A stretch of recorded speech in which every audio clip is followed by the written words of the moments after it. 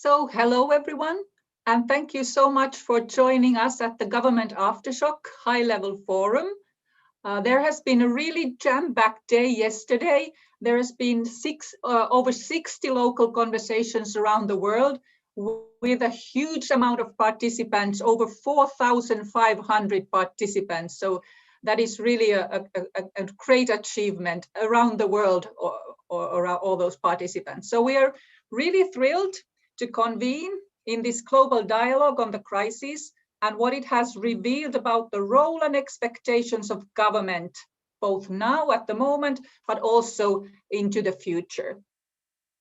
And I would now like to first introduce you to the four distinguished panelists that we have for this particular event. And our event this afternoon is titled Building Back Better Together and Reaffirming the Role of Citizen-Centered Governance. And we have the great pleasure and honor that we have here the Deputy Minister of National Planning and Economic Policy from the Republic of Costa Rica, Mr. Molina Rodriguez. We have Jane Suter. She's the Director of the Institute for Media and Journalism in Dublin City University in Ireland. And we have Gary Gillespie. He is the Chief Economist for the Government of Scotland. And very importantly also, we have Muna Ben-Garga. She's the Civil Society Innovation Lead at Civics. At the end of the event, we will be asking them for their personal reflections on how they intend to use this opportunity for transformation and change. And of course, we would love that the audience that you would tweet during this event. So feel free to tweet about this event during all the discussions and talks. And please use the hashtag #GovAftershock. So if you tweet, it would be very nice if you use the hashtag #GovAftershock. You will see also details of this in the chat model on the right of your screen. And when you have questions to the panelists today, so you can put those questions in the questions model. This is also on the right of your screen. And you can also upvote other people's questions by using the thumbs up button on the question. So if you want to give support to other people's question, please use the thumbs up button on that particular question. And also for your information, our session today will be recorded and it will be made available on the OECD OPSI YouTube channel and also the Government Aftershock site after the event. And to kick off this event, I would like to invite all the participants to take a quick poll. It will appear if you click on the poll module on the right of your screen. And this poll will also remain open for most of the session. And there are two questions that we are asking you in this poll today. The first question is there a need to engage with citizens more now than before the onset of COVID-19? So the first question is there a need to engage with citizens more now than before the onset of COVID-19? And the other question in the poll is, has your government engaged with citizens in a collaborative way since the onset of COVID-19? So the other question is about if your government has engaged with citizens in a collaborative way since the pandemic COVID-19 started. And we are looking forward to the poll results, and those will be available towards the end of the session. But now I would like to turn to our panelists, our speakers today, and I would like to start by turning first to the government representatives from Costa Rica and Scotland to hear about your experiences of the crisis. And I would like to give the first question to Deputy Minister Molina Rodriguez. And I would like to hear, or we would like to hear, all the participants obviously, what has your government learned during the crisis about citizen-centered governance, and how is your government adapting and the citizen-centered governance adapting to this new reality? The floor is yours. Thank you very much for having us here in this important event, trying to building back a better and together. That is the first thing, and also express our gratitude for the invitation and share with all the people around the world this very important topic. And about the crisis, we think that expectations are centered in service deliver still, but our instruments and means of deliver have shown their limitation to be really tailored for every citizen.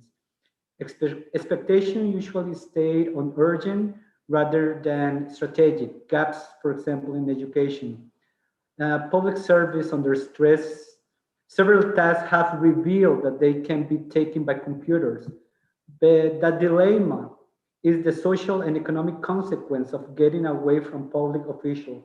There must be a plan in place about the best way of doing this transition, have the less undesirable side effects. Going back to the basic question about who is democracy center about corporation, specific social society segment, what about person that do not have access to the means, not even knowing how to access a service, being a refugee or foreigner, and those who don't have time to engage because they have to make the day. People who have low incomes, informal workers, and those who are not interested about public issues due to their urgency of making some incomes. Government will not be able to solve all these expectations, so we must boost the shared responsibility, frameworks, PPP, decent work, legislation, blend finances in order to be proficient.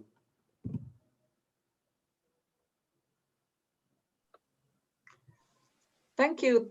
Thank you very much. And I would like to ask the same question from Gary Gillespie from Scotland. How has your government been adapting to this new reality, and how do you feel, has your government learned about the citizen-centered governance, something new during the crisis? Okay, thank you very much. And it's a pleasure to be part of the panel and join you in this conversation. I suppose in a sense, reflecting it from a Scottish Government perspective, obviously COVID has had a significant impact in Scotland like it has in a lot of other countries. We always had a really strong focus on citizen participation anyway in our policy making through our national performance framework with a clear purpose and role and expectation of how we would do government within Scotland.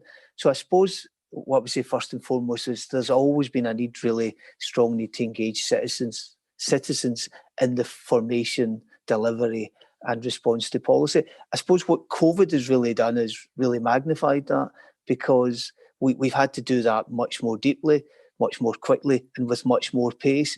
And the reasons for that are obvious, because we need citizens to be engaged, to understand, to comply in order that we can deal with the crisis. So I think the citizen part of it has been so fundamental to the response. We've put in place a number of additional measures of engagement directly with citizens. We've also we run weekly polls asking citizens how they understand the government messages, the compliance, and get that direct feedback. Our First Minister's led daily press briefings, again, trying to explain the rationale for why we have decisions, why we take them. I've been part of those briefings as well, where we've had senior officials explaining the impacts that restrictions will have. So my particular role is Chief Economic Advisor, explaining the role of and the necessity to have the type of restrictions we had and how that will impact the economy and how we will support people during that. So I think what we've learned is that actually higher compliance, higher trust in governments, higher availability of information helps with people's understanding and that sense of cohesiveness in driving that citizen participation. And I think we've also, one of the things for us is being able to take feedback and listen to what people are saying and adapt to that. So I think all of that is probably themes that have came up over the last and other panels, but I'd like to think we have a citizen focus within Scotland, and the pandemic has really shown a stronger light on the need for that. And actually, and I suppose this in one final point before I'll let you go back to other panelists, is the pandemic hit the economy with already underlying problems. And I think when we think about that through a citizen engagement lens, we've got to think about how we can get to everyone within the society as well. So I'll pause there, Katu. Thank you very much. And then I would like to go to Jane Suter and ask you from your perspective, do you think, how are the established engagement methods, are they also applicable during a crisis like the pandemic that we're having at the moment? What is your feeling or viewpoint on that? Okay, thanks, Katu. So yeah, delighted to be here and to be part of the conversation. I'm really looking forward to people's comments and questions. So I suppose what I'd say is that from what I can see, there's a lot of truth in what both of the previous speakers have told us about that. You know, that first of all, that obviously with the first pandemic in 100 years, the urgent did force out the strategic. And I think that's true in most places. And second of all, there is citizen engagement, and yes, the Irish government and lots of governments are doing a lot of polls, a lot of market research in terms of what people think. They're stepping up some of the communication. Scotland's obviously particularly good, you know, the First Minister out, but a lot of other sort of senior medics and so on out talking. But I think that there hasn't really been time yet for people to really engage in detailed participation, where we can really listen to the citizen's voice in a kind of a deliberative way. So if you look at how Scotland, for example, just last weekend had its first citizen assembly on climate, you know, that's really listening to people in depth. It's getting people to really engage with the evidence and to talk about it. And some of the research, we've been doing experimental research in a number of countries around the world.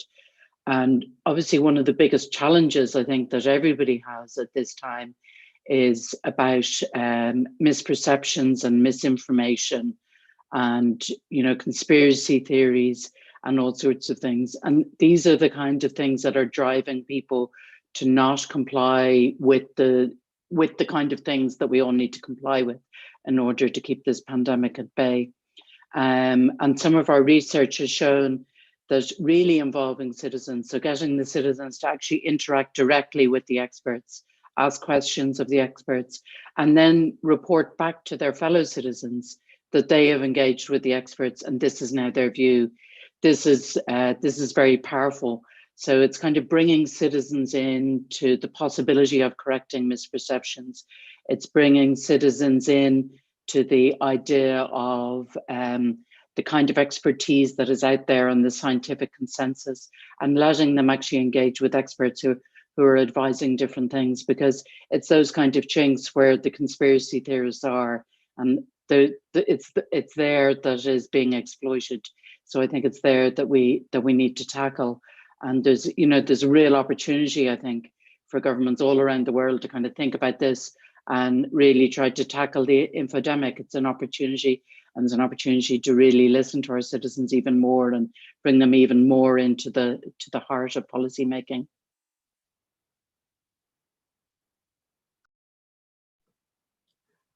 Thank you. I would now like to turn to Mona Bengarga from Civicus. From your perspective, coming from Civicus and looking at the situation globally and hearing that there are opportunities and governments are trying to do a lot of things, but how do you see, how are the governments responding to this crisis? Are we doing something better at the moment? Are we learning something? And also, what is your viewpoint on how are we doing in protecting the civic space so that people really have, or the public really has a possibility to have a say?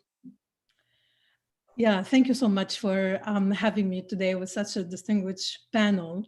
And yeah, there is an increase in engagement with the citizens at the different nations and different states, which we see it as really positive. And what we documented a lot of, success stories is through our report about solidarity in the time of COVID and how many states been engaging with their citizens. However, we saw also a range of restriction on freedom that has been introduced as an attempt to face the pandemic. And those restrictions are hindering and they are still have an impact on the citizen, participation. So while we see people engaging more with their ministers, with their local government, we are also seeing more censorship and restriction on access to information, which is really undermining the question around accountability and transparency of the government. And is the engagement alone it's enough? Should be the citizen engagement should also have a principles, which is to be transparent about the measures. We saw also threat and arrests for criticizing state responses, especially if countries decided to lock down while we know there is more vulnerable population to these type of measures. So there is a lot of crackdown on protests where the legal, the international human rights law is clear and recognized that the context is different. But we saw that the restrictions, and especially in arrests of dozens of doctors and medical staff who protested about the lack of personal protective equipment, for example, in Pakistan was not expected, especially during this pandemic. Also, we saw restriction on the media, never before. And we understand also that there is a lot of misinformation going, but citizens and civil society are the safeguard against misinformation if we engage them and there is enough trust built with civil society. There is also passage and use of restrictive laws to counter fake news or using fake news as a way to restrict people access, using the social media and digital spaces to also censor people and citizens to express their opinion. We also can talk, and we documented a lot of police abuses during the lockdowns, surveillance and violation of the rights of privacy that came, with installing new apps. So, it's been positive in general. There is a strike in engaging citizens because the crisis is really big, but also we saw really concerning, measure and restriction that actually bring down or will open the gap more and more and trust gap with the citizens. Thank you. If I can ask you a question, another question, continuing from you. There are those not good trends, and there are some optimistic and some positive, more positive things happening. How do you see the future? Are the lessons learned that you said that governments are doing some things also so better? Do you think that they will carry on to the future, and how do you see the more negative sides developing in the future? So this is a continuing question to Muna Bengarga.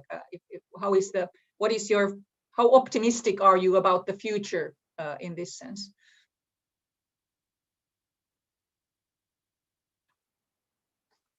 So this was to Muna. Yes, Bengarga. Yes. Okay. Sorry. I was just a continuing question. Yes. Okay. Thank you so much. From this crisis, I think we know that all the time, like the learning curve for government is slow. Because of its structure, because of the mechanisms, because of many burdens related to that. My optimism relies actually on the government being more responsive to civil society and citizen and open the opportunities of collaboration. Through many examples that we've been seeing is that radical or effective collaboration, it's where things are being different. So we understand it's a time of crisis. Governments and decision makers and leaders' response as, as a humans, because like how we will face this pandemic when the health system is not there, with the education system is not responsive to go virtual, for example, in the case of COVID-19. The response rely on that, like a real partnership. I know there is many approaches, and I think Jane really touched on a really important, as these approaches effective or not. The question is that from our side, we see these approaches were designed more as a listening approach. So as designed as a market beneficiary demand and offer. However, these new crisis with the climate change and with, we're seeing maybe COVID-19 is not the end. Maybe we will be facing other viruses in the future. The real answer is a true partnership, effective partnership, or radical partnership, as we like to say about it in civil society and in NGO. And when we talk about civil society, it's not from a tokenism perspective. We need really to involve vulnerable population. We need to be more radical and inclusive in our approaches to move from service delivery to more like partnership, co-designing together our solution and services. Many people talk about digitalization, but also there is a big gap in digitalization. So how you can bring those people in rural areas to your space and how you can facilitate that, but also how we can make like responsible digitalization that respect people data and privacy and protect them, from whatever is there in the digital space.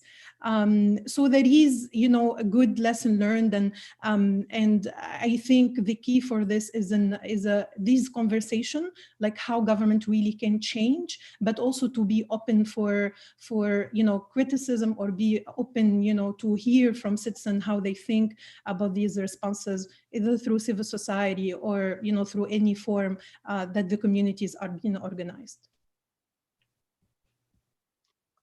Thank you. And I would like now to continue from that to our government representatives, and first to Deputy Minister Molina Rodriguez. If we are looking at this, like it was said, big coming or existing challenges, like we have the climate change and these kinds of partnerships, and maybe a more radical approach to that.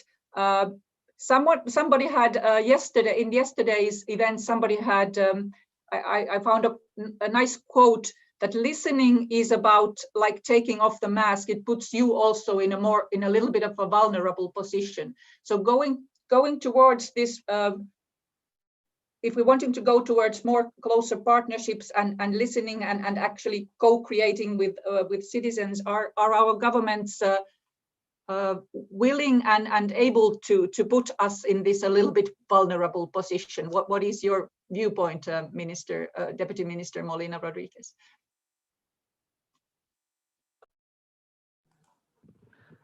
Well, we think that decision making depends on what the leaders prefer and who are they going to prioritize. So even we can offer evidence in order to take evidence-based decision, there are other political considerations that must be addressed. And for example, who are we governing for? If politicians do not have clear about what they want and the consequence about it, the pros and cons policy proposal may require one of some steps back. We think also that expectations are rising in crisis periods and reveal which persons are more resilient in given conditions. So previous crises have shown us that education, technology, literacy, and basic incomes are a condition that prevents country from having lost decades and lost generations. And also engaging citizens has at least the main beneficial effects.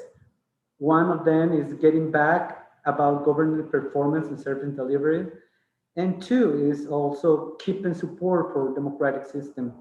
During this pandemic, we must remember that support for democratic values and institution depends very much in service delivery.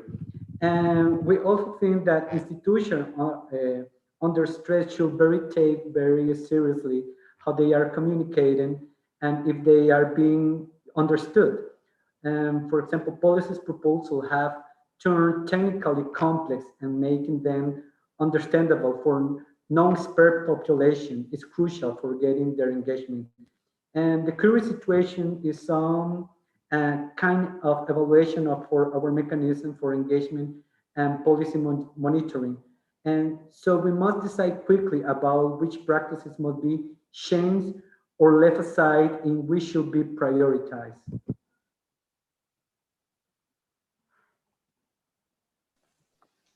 Thank you. And then I would like to ask the same question from Gary Gillespie from Scotland. How do you feel about this?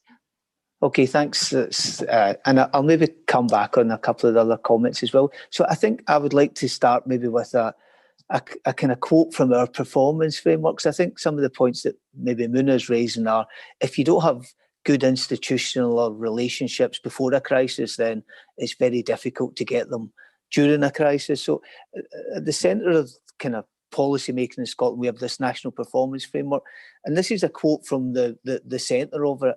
We are a society which treats all our people with kindness, dignity and compassion, respects the rule of law, and acts in an open and transparent way. And this came about from consultation with citizens in Scotland, and they said what they wanted from government was kindness, dignity, and how we treated them.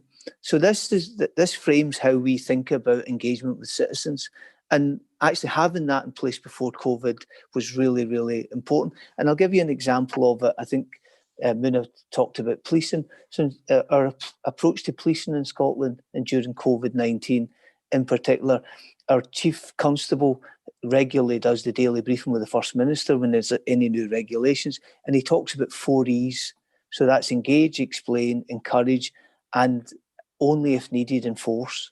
So they govern the police with the consent of the people of Scotland. And that approach, I think, embodies the type of kind of citizen-based approach that we would take in terms of how we do that. I think linked to that is this. I think that's reflected in the trust in government statistics, where we publish those each week.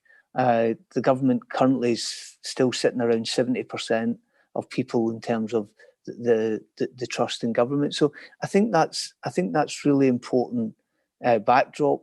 So we have the kind of what the government's about, a purpose within that, and the how we can do it better is through that engagement with citizens and how we drive that change. In my own economic policy space, we do a lot of engagement directly now with communities.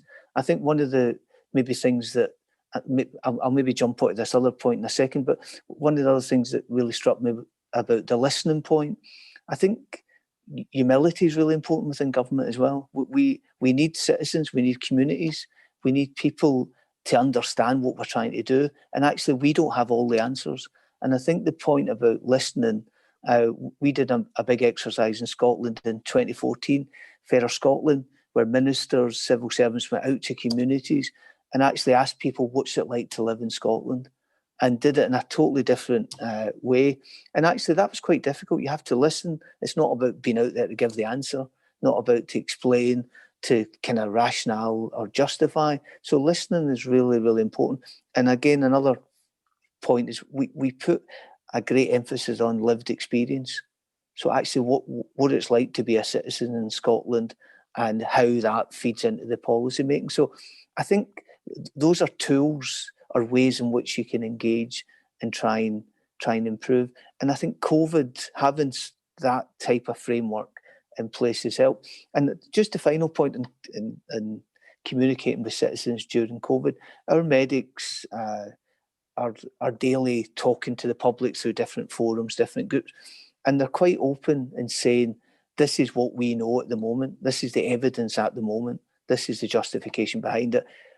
There's a global pandemic, we're getting more information all the time. And I think that humility and understanding and being open to say, well, actually, that was 3 months ago, we now know that's not correct, and this is why we're doing it. So I think that all feeds into this two-way trust back and forth. But anyway, I'll stop again. Thank you so much. And I would continue from that and ask a change suitor, like it was mentioned here, that you cannot just build everything from scratch during a crisis. So it's very important what you have. So how can we, what is your opinion, how can we strengthen these citizen engagement practices so that they are resilient and that they would be ready to use when we next time have a situation where they are especially needed, of course, all the time. But what would be the elements how to strengthen the citizen engagement practices to improve their resilience and that they are ready to use when needed? Yeah, no, absolutely. So I think that's crucial because, you know, at the beginning of a crisis is not a time that you're going to particularly innovate, because you're going to be dealing with it. And, you know, I think there's been some really important publications from the OECD over the last few months, you know, from the Open Government Unit and so on, which have set out quite a lot of specifics around different types of citizen engagement, citizen participation. And, you know, the forms are like multivariate. You know, you can do everything from some sort of participatory budgeting. You can go for the mini public where you're asking people about particular ideas. I suppose Chile is doing its, you know, entire new constitution. Then there's also ways, there's a lot of ways digitally. We've been experimenting a bit with kind of different digital ways, because of course in the middle of a pandemic, it's very hard to do you know, face-to-face with people, just to really understand what is it that they want and how do you do it. And of course, you know, participation digitally is difficult. These kind of platforms are being developed all the time, you know, in terms of how you're actually going to listen to people. And, you know, there's the problem, of course, that it's the more advantaged who feel empowered to engage on digital platforms compared with the less advantaged, or, you know, the more rural or the elderly or less socially advantaged. So there have to be different ways to come up with this. But, you know, I think there's a lot of work on a lot of different platforms. I've seen some really great engagement, even over this platform that the five of us are on now on Zoom, you know, with breakout rooms, and then using different kind of tools such as, you know, GatherTown is one I was on recently. And, you know, there's all sorts of different ways. So I think it's just important. I think the mechanism isn't so important. I think what's important is the principle that, as a lot of the other speakers here have said, that if the government and if the local authorities have the principle that they want to listen to the people, they want to actually understand their concerns, and they want to bring them along rather than impose new rules or regulations or different things that are required, then to have the opportunity to be able to do that listening. And, you know, some of it is going to be at local level. It's going to be in local villages. It's going to be in small areas. It's going to be in town halls. Some of it is going to be, you know, more in cities. You know, we did one last week in Ireland as part of an academic experiment. And we found that the area that people most wanted to engage on was livable cities. So, you know, they'd looked at how the city had changed, you know, during lockdown, and, you know, how they were able to cycle or get their kids to school more easily without so much traffic and so on. And they were really engaged with, you know, how that can be continued post-pandemic, and then at the national level. So I think it's not so much about the different ones, but it's about having that principle of listening, that principle of thinking about it in an informed way. So having the citizens actually engage with the evidence rather than just with top of the head thoughts, and being able to contribute. And I think it's really important then finally that the citizens see that if they're being listened to, that it's actually resulting in some action. You know, the very worst thing is to ask people to engage in something, to listen to them, and then to completely ignore their input. You know, that's a way to kind of engender more cynicism rather than more trust. So, you know, I think it's absolutely crucial that whatever is done, that there's some sort of commitment, that some sort of action will be taken, and then that should be followed through on. Thank you so much. And we know that really many governments are trying to be better in this, in listening and really kind of having this principle of listening. But I would like to ask Muna Bengarga, on the other side of the coin, how are the civil society groups how have they innovated during the crisis to ensure that their voices are heard? What are your feelings about that? What has been happening there during the crisis? Thank you, Kaju. Actually, there is more than feeling, there is evidence. Good. Citizens really showed high agility to respond to the crisis. And, you know, through their different forms, because I all the time look to civil society, either NGOs or movements or, you know, community-based organizations as representing citizens. Like, you know, it is their way to respond to any crisis. So actually, we saw, one, they were fast to respond. I think is really important to highlight how the humanitarian emergency support really struck all over the world. So we see community-based organizations reaching out to the most vulnerable in their communities, dealing, you know, with the issues, you know, for actually a marginalized population that even the government in this way of prioritizing did not look at them. One of the examples is in Morocco, where civil society distributed food for single mothers living in isolated district of the cities in Casablanca and in Marrakesh. Also, we see civil society being the safeguard against misinformation. The idea of misinformation, you know, I think the pandemic really highlighted how misinformation is a real issue in our current time of, you know, information and sharing and digital spaces and social media.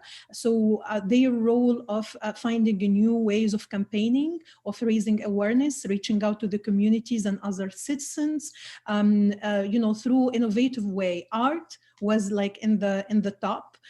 You can see like the graffitis around the world, from Kenya to Afghanistan, people raising awareness about the impact of COVID-19.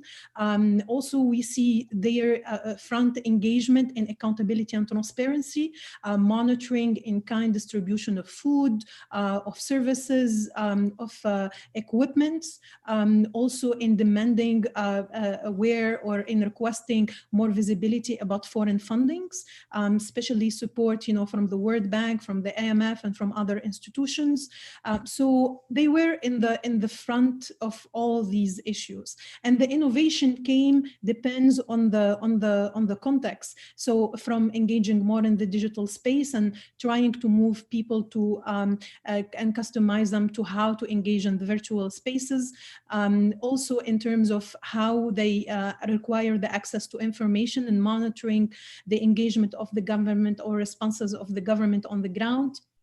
That's also, but also using the tools that are already existing, from like participatory approaches with the local governments, municipalities. I think there is like happened great work with municipalities around the world in raising awareness, in delivering you know, support to the communities, etc. So we saw it in all the areas, and it is really important to highlight that I think regardless of the even with the closed of civic spaces and the restriction, we saw that the citizens and the communities and civil society did not stop. So even if there is a protest on the street, you will find civil society and citizen helping in other aspects of the government, you know, to respond. So this is like shows that the principle is really important, and for citizen and civil society in general, it is the engagement, it is actually the impact or the change that they want to see on the ground that is driving all, you know, all their work and their effort, and if we can also frame it as innovation. Thank you so much. And I just here want to remind our participants that we will soon be going to your questions. So please do take the opportunity and put your questions on the question. On the question, what was it called? I have to check, question model that you have on the right-hand side. So we will be happy to take those questions. But I have one more question, at least to Vice Minister Molina and Gary Gillespie as government representatives. There was also a quote from yesterday that the only way things change if enough people change or enough people care.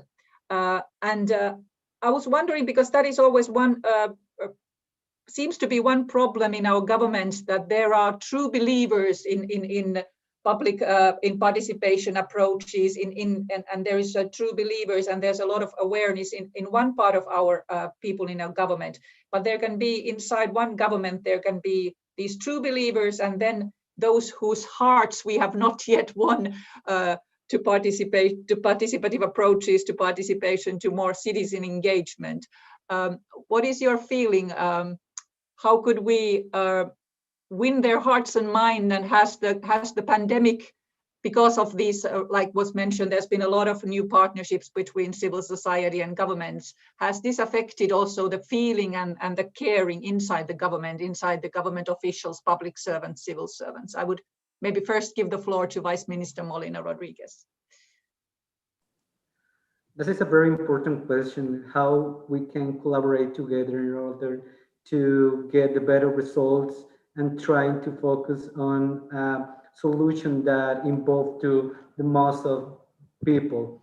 And certainly crisis has shown us that not just medical institutions are under stress, so all the public governance depends on citizen support and fulfillment the most urgent expectations. So government should balance among the routines in place and technical criteria compared with citizen expectations. And in this way, we can test what is being useful for them. And the most important thing is giving responsibility back to the citizens have shown us that it's a wise decision because protocols in public places, public transport and other facilities were applied and overseen by citizens as well as public officials. We have acknowledgement people want to be part of the implementation and monitoring. In a context which public institutions are overwhelmed, governance must seek and for enable a mechanism that give a general framework in which citizens can have clear information about how can they contribute as worker, enterprise, employees. In that sense, citizens are also implementers and contributors to public policies and at least public goals. Thank you. What is your feeling, Gary Gillespie? Yes. Yeah, so I agree entirely, I think, with what the Minister said around the role of citizens in enabling the change. I suppose, I said, when you said the quote, I was kind of struck with, in a sense, is within government, we're dealing obviously with a lot of policy challenges that are multidimensional, and actually it takes a different approach to government to meet those challenges. And if you think about it from maybe a slightly less systems perspective, the National Performance Framework I described, you're really looking at changing people's perceptions, behaviours and approaches towards a particular challenge. You're galvanising people in a particular way, and then that becomes a dynamic in itself to drive the change. So it's thinking about kind of systems, tipping points, sharing information and changing norms. And I think that type of wider perspective is really important and is different. It's not the way traditionally every government would operate. So you would maybe have health here, education here, justice there. So trying to bring that combined approach is really important. And actually, that's really important for citizens as well, to know their role within that and change. So I think the sense is COVID has accelerated a lot of change in how we engage. It's accelerated how we interact with citizens. And we won't go back to those pre-COVID, perhaps more formal methods of consultation, which empowers certain groups within society. So it feels a much closer, more direct route to citizens, given what we've gone through. And I think linked to that is it's changed what we value, what citizens value. It's changed people's perceptions. It's changed people's views and values, and maybe questioning views that were held before. Fairness, essential workers, what should happen, what shouldn't happen, how government regulations impact in different groups and community. And I think from a government perspective, then we have to respond to that.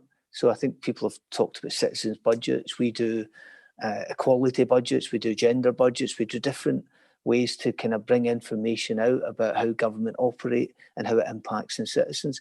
And we need that that to operate, and we need that so that people understand what we're trying to do. So I think COVID has brought a lot of change at a really quick pace of time, and I think we really need to just keep that going. We really need to not let that fall back into more traditional, often siloed ways of communicating.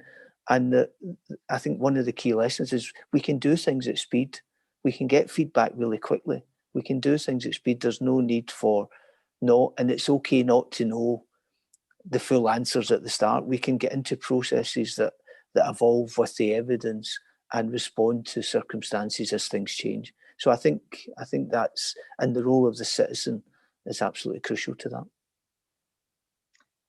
Thank you so much. And then I would take here a question from the audience. There's a question from St. Louis, USA, asking you all, how are governments engaging citizens in this environment? What practical examples are working best? So maybe if you can give a couple of or one or two good practical examples what are working best, and maybe we start with James Suter in this. What is your view when you're looking at governments? What could you give us a practical example that is working well?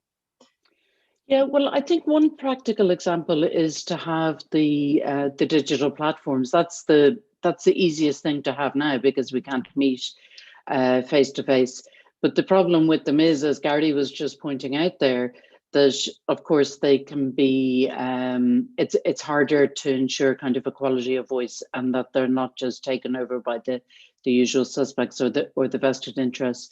So I think the idea, like one we've tried, has moderators in there, had call outs on kind of just post primetime TV for people to participate and so on, to try to make sure that it was, ordinary people who were on the platform and not just interest. So I think that's very important. And then I think then the second kind of practical example is the trying to do the more in-depth survey work where you're actually providing people with evidence before asking what it is they will do, and then actually explaining to them afterwards that some of the actions you've taken because of the feedback from citizens, rather than just the government has decided this as a top-down measure. So it's, look, we went and we asked citizens, we gave them this information, and this is why we're changing the lockdown in this way, or this is why we're doing that, rather than just saying, we've decided as the government to do this.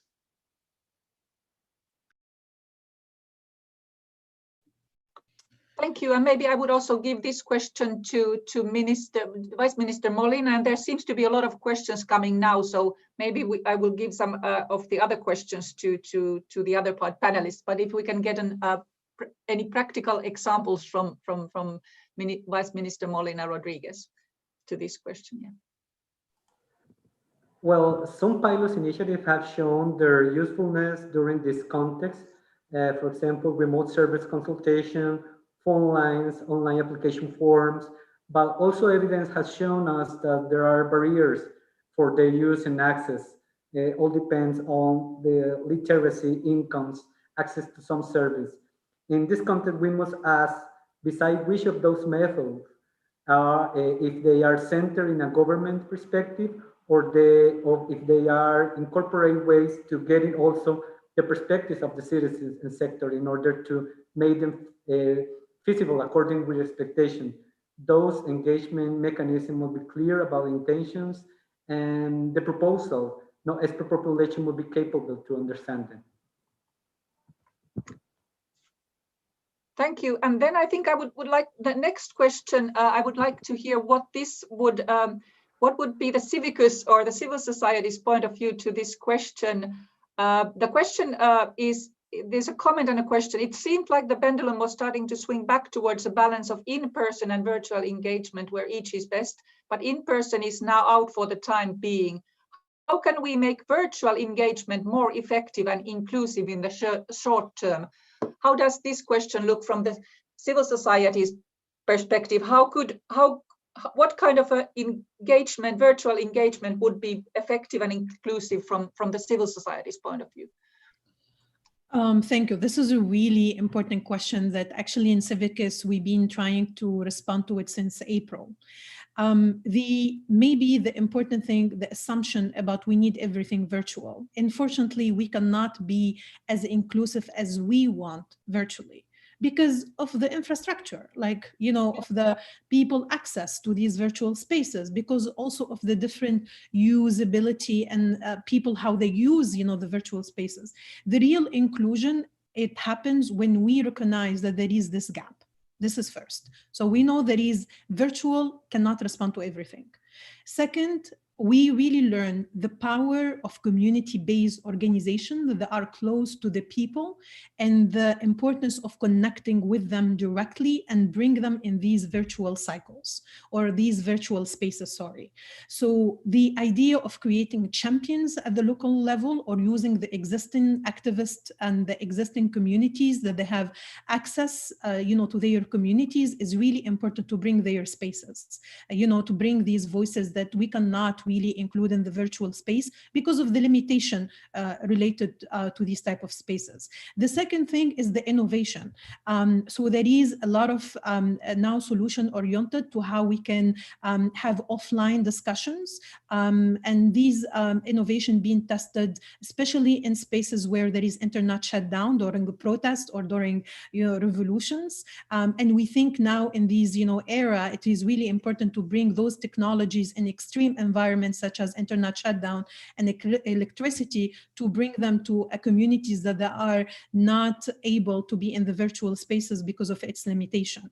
There is no perfect answer. I think the idea is to be open and have a hybrid approach to inclusion, because even when we talk about inclusion, we have you know, different categories in it, between women, between youth, between you know, elders, between also people in rural areas, people who doesn't have access to computers or smartphones.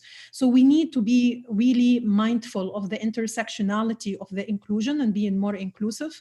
And there is many civil society, they've been trying to test new ideas. But again, it is a balance between virtual and offline and making sure that we know the limitation of our virtual spaces. Thank you so much. And then the next question I would like to address to Gary Gillespie. This is a question about and a comment. We have been talking about citizens and government. What about the role of cross-sector collaboration for public sector experimentation, innovation and resilience, especially with regard to philanthropy? How important do you view the interface of government and private giving? Wouldn't a deeper dive into the success factors of such partnerships matter? And what would be required by both actors to be ready for such a deepened form of collaboration? A long question, but if you can give us some remarks about that. Yep, so I think in cross-government collaboration, definitely there's always room to do that better.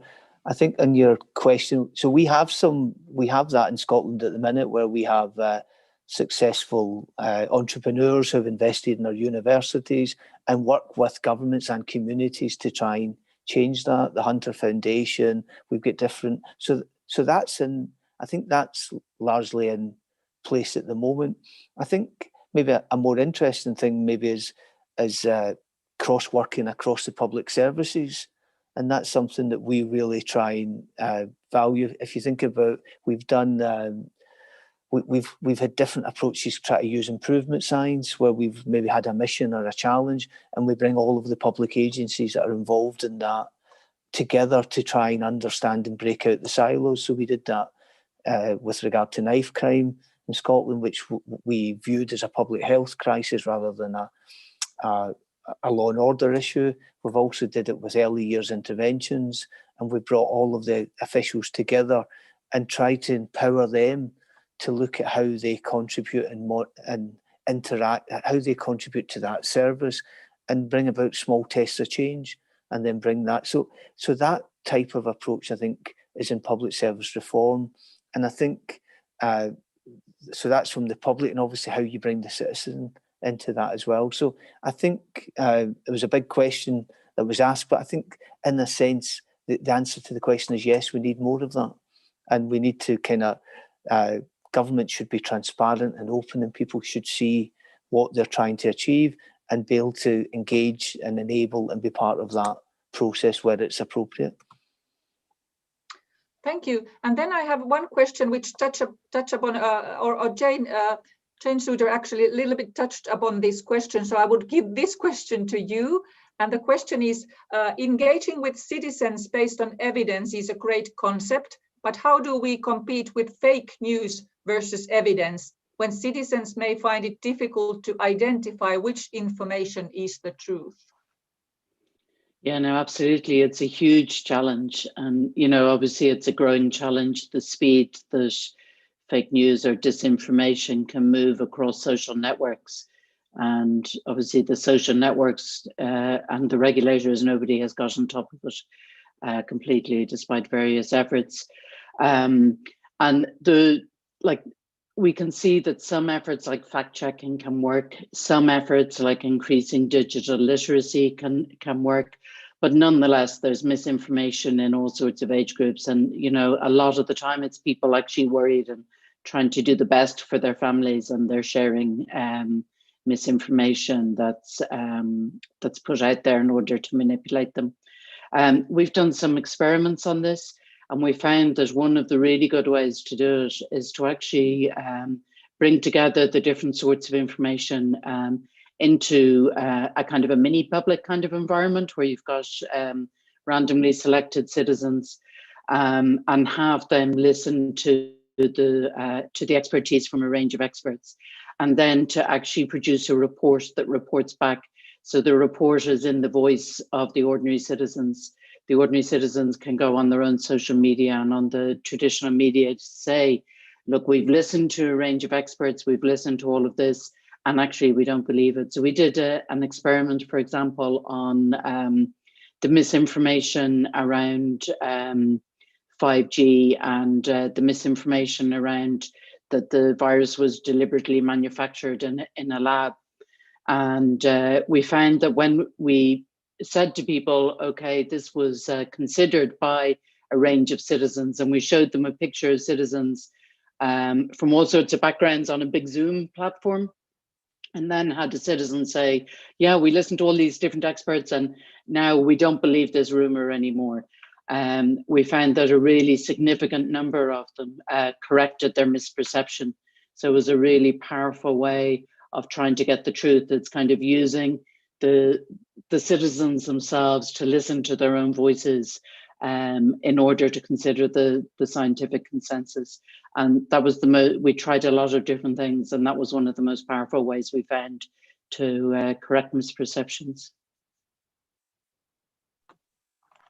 Thank you. And then there is a question from England.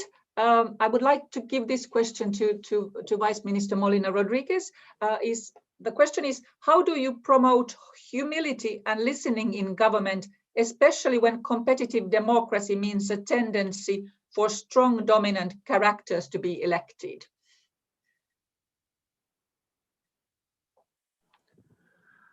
Well, considering such a stressful situation, government must have means for direct citizen expectation, even if it's access to medical, psychological services, employment, insurance, policy-making participation, so people can contribute or have feedback according with their expectation.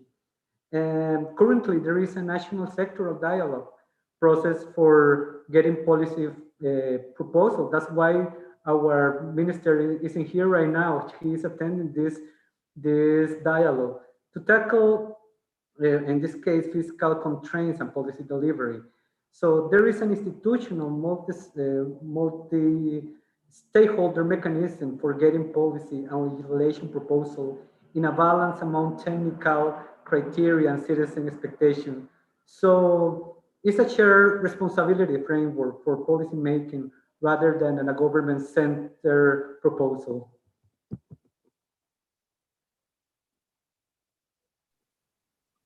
Thank you. We still have some questions here, but I think we also need to be aware of the time, and we would go now to the poll results. thank you for everybody who asked those questions, and really appreciate all the questions that we got, and hope to be able to answer them at those that were not answered at some later point. But the poll questions or the results have arrived, and I would like to go around. I will give you the results in a moment, but I will ask then all of you panelists, what are your reactions to the poll results? And another question also, what are you personally committed to doing differently in light of what has been revealed by the COVID-19 crisis?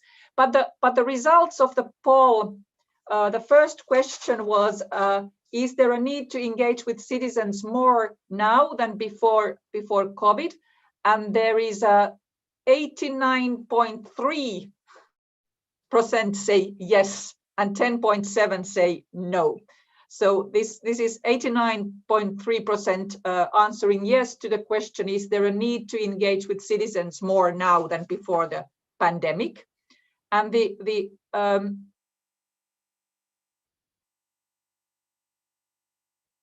yes, and now I have trouble seeing the other question, the other answer actually.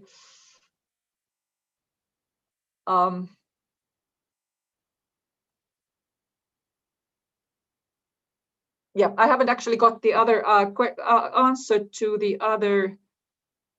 I can see only that there is a little, the yes answer is not very big amount, but I don't actually at the moment see. So we will, maybe I can give you that later on, but I would like to start the closing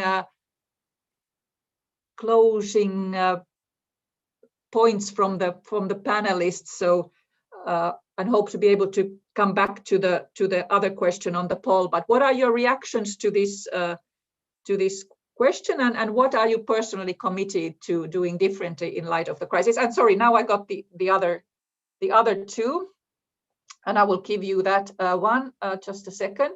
So the other question was, has your government engaged with citizens in a collaborative way since the onset of COVID-19? And 18.8% say yes, the government has made great efforts to involve citizens in COVID-19 discussions, so almost 20%, that's nice. And also quite a big amount, 59, almost 59.4, so almost 60% say yes, but in a limited way. And only almost 22% say no, the government has not had an opportunity to engage with citizens in a collaborative way. So 60% yes, but in a limited way. Almost 19% yes, and only around 22% no. But then I would like to start, and maybe we will start with Muna Ben-Garga. What do you think about these results of our little poll here today, and what are you personally committed to doing differently? The first thing I was like, who's the 10%? So hopefully they are not government officials. This is my first assumption from the 10%. But yeah, it makes sense. I think sometimes we really look to these results and why we need the citizen. The government has already its capacity, it has its expert, they can respond. So I understand the people who are putting like, no, we don't need everything. The challenge is the sustainability. We learned through history and through all the crises that we went through, that sustainability comes through inclusion. And when everyone that is impacted, it is in the cycle or in the space of decision making and understanding how those decisions being made, the sustainability, it is better, which also, to be honest, is explained this wave 1 and wave 2 and wave 3, and we're still combating with the same issue of COVID-19 impact until now in many places in the country, in the world, sorry. So, you know, from personally and also as a representative of our, you know, civil society organization that is a big alliance all over the world, I think one It is, we have to be more radical about civic space and fundamental freedoms. And I'm saying this because there is a lot of narrative that happened, an article analyzing how authoritarian regimes being successful in responding to COVID and how democracies being a struggle. However, the question is not that. The question was like, how sustainable are those responses, and how people are feeling dignity and feeling included, and how are engaged with their governments. This is the real question that we have to ask, and which systems are best suitable for more inclusion. So one, radical push for civic space, and these restrictions that I noted at the beginning of the panel that are not acceptable in this era. I think people have the right to express, and we are here to be more in the front to defend our freedoms and our engagement, and also our place as citizen and as an organization in the table to talk about these challenges. The second is foster more significant partnership and collaboration. I really believe personally that we've been driven a lot by a market approach in our relations with the citizen. Like we see government services and citizens, but a lot that not the discussion from my side has to shift a little bit, or has to shift radically, not a little bit, to more partnership and collaboration, to a constituents relations where people not only clients for the government and for political parties, but actually are where your legitimacy, where legitimacy is coming from, and where trust and the principle that Jane and Gary really emphasized on are really important before tools and before innovation. Because if we don't have the right assumptions in place, again, there is an issue of sustainability. And if another crisis with another character hit us, we will be facing the same challenges that we are facing, faced into 2020. Thank you. And then I would move to Jane Suter to answer what is your reactions to the poll and what is your personal commitment to doing differently. Okay, so I think first of all, it's great, isn't it? I can round it up to 90%, can I? So, 9 out of 10 people here think that, we should be doing more, which is fantastic. And then you look at the gap, and so 20% of governments have managed to find the time to do it in a significant way, and 60% have begun. And I think that's actually really encouraging, because it's so difficult at the beginning of a pandemic. Nobody has had this before. The last one was 100 years ago. So everybody is kind of learning. So the fact that 20% of the audience here have seen some significant changes, I think, is absolutely amazing. And that 60% that there's something there. So there's something really to build on there. I find that really encouraging. In terms of myself, like obviously I'm an academic, and I do work in some real world examples, but I think what the pandemic taught me is that really it's important for those of us in the academy, those of us in government and in NGOs and civil society and citizens to all really work together, because it's too often the case that our knowledge is in a small silo, in the kind of literature that other people find alienating, in journals which cost an absolute fortune to access and so on. So I think it's really important. I'm going to move much more to absolutely insisting that everything, all my research I do is open access, so anybody can try to access it, and to really try and put a significant proportion of my week every week to actually working in the real world, to actually trying to see what little bit of my expertise I can bring to trying to help citizens and participation and governments to try to protect our democracies. Because, as Moon said, this is not, we're going to have more crises. Even if we don't have another pandemic, we have the climate crisis, coming straight down the road at us. And to be able to bring people along and not have them alienated, the numbers of young people who are concerned about liberal democracy are quite frightening. And And, you know, we really need to be able to listen to them. We need to be able to bring them with us if we don't want some sort of regression. Thank you so much. And I would then move to Gary Gillespie from Scotland. What is your reaction and your things you're going to do differently? Yeah, so first I agree with the points that Jane made there really about bringing people with us. So on the poll, great, the poll results are really good, and obviously 20% or 18% kind of think that governments have engaged in a particular way, 60% in a more limited way. So there's obviously more scope we can do. I think for me, in a sense, so my role's centrally about the economy, so I'm the chief economic advisor, but actually I work much more cross-cutting. I'm involved in international engagement partnerships. We formed a wellbeing economy governments group that's about economic, social and environmental change. And really for me at the moment, I think the economy is transitioning from COVID.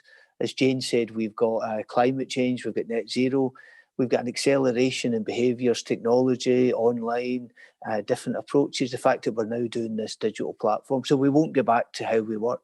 And I think for me, it's really building the resilience of systems and society communities so that we can respond to these shocks that are going to come and will come more frequently now in a better way, and actually that we deal with the pre-existing problems that we had within our communities and societies. So that's a big ask, but that's essentially, when you break that down, a lot of it is actually through some of the stuff that we're talking about today. It's about enabling people to be part of the solution and not the problem. It's about co-production, involving communities, people, citizens. And actually the one area we're exploring a little bit more with our engagement with business and having them more as drivers of change, and thinking about conditionality in terms of the support to ensure that we get them as part of the solution towards a kind of greener, fairer, more inclusive and sustainable kind of economy and society. So that sounds very maybe motherhood and apple pie, but actually when you break it down, a lot of it is actually about empowering people and people understanding what you're trying to do. So we're good at frameworks, we're good at kind of describing, but we need to get on with the how now. And actually the how needs people, needs businesses, and it needs people driving it from the bottom up. It won't be done from within government. So I'm trying to enable that. I can't do it myself. I don't have all the answers. And I need people like Jane, Muna and others to kind of help me with the problem. So thanks very much. Thank you so much. And then it is our pleasure to hear from Vice Minister Molina Rodriguez what your reactions and your future doing differently will be. So the floor is yours. Well, I think first that answer the question we really have to answer is, who are we leaving behind and how?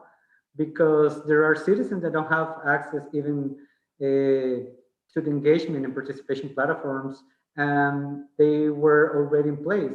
Pools, data collection, and some sources have related that they are excluding the most vulnerable populations. So government must seek for mechanisms that bring back those most vulnerable population.